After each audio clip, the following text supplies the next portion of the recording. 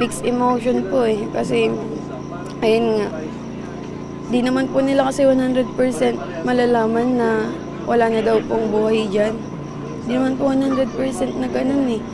Oh, kung gusto na po nila tumigil, ba't ayaw po nila kami papuntahin? Nakesyo ba kami aftershock?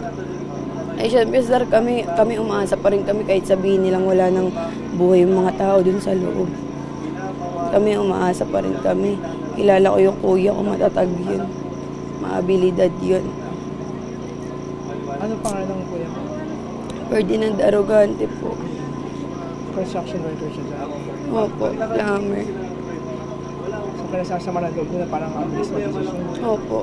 Tapos wala pa pong update sa amin dito sa mga pamilya. Hindi po talaga nila kami na-update. Hindi po kami nila sinasabihan.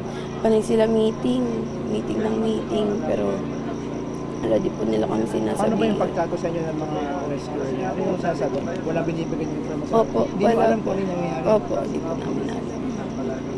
Nung kaninang umaga po, hindi pa po magtatanong, hindi pa po sila mag-i-inform sa amin.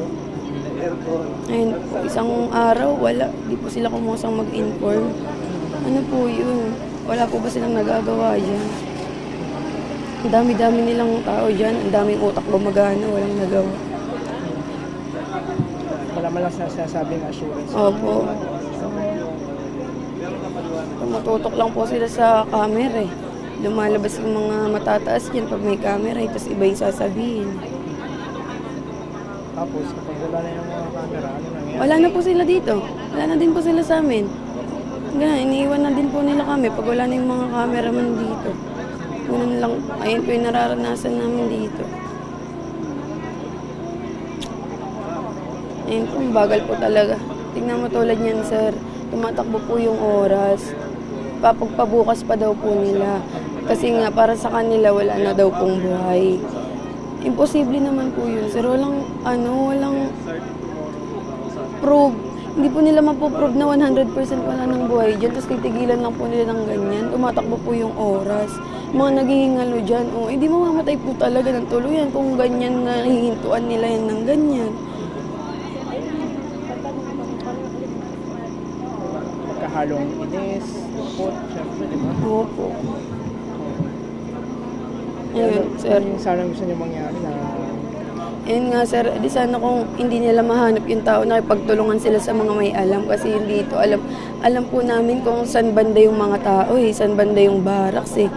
Di sana pagtulungan na lang po sila. Puro lang po kasi post eh, puro lang sa social media eh. Sabi nila na may na-rescue po sila na 20+. Apat nga lang po yung na-rescue nila, patay pa. Yung 20 mahigit na yun, mga kusa po yung nakalabas. Sinasabi nila na rescue nila. Tapos meron pa nga po dyan eh, si ate na sinasabi niya na, ayun, sarili lang daw po sila nakalabas ng mismong oras na yun, mismong pag-uon na yun, nakalabas daw po sila. Dami daw po nilang nadaanan, nabagsakan na daw po sila, tapos yung mga kuryente, dinaanan lang daw po nila, ginapangan lang daw po nila, tapos pag hindi po, wala daw po tumulong sa kanila. tapos nabilang na rescue? So yung kuya mo, ilang taon na siya? 30 na po yung kuya ko. Tapos, construction worker, tapos nakatira siya doon sa barak. Opo, sa barracks po siya nag-stay. Kailan mo siya huling nakausap? Tagal na po eh.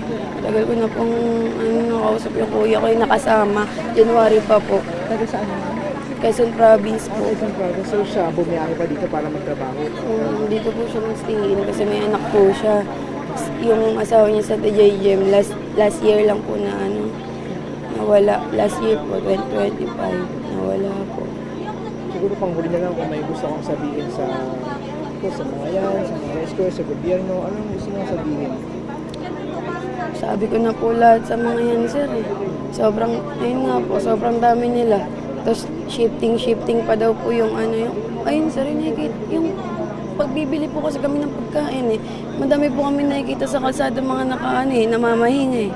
Diba? Ang sakit lang po tignan na, opo, naiintindihan naman po namin sila na kailangan din nila magpahinga. Pero ba't ang dami naman po, sir? Tapos ang konti lang ng tumutulong.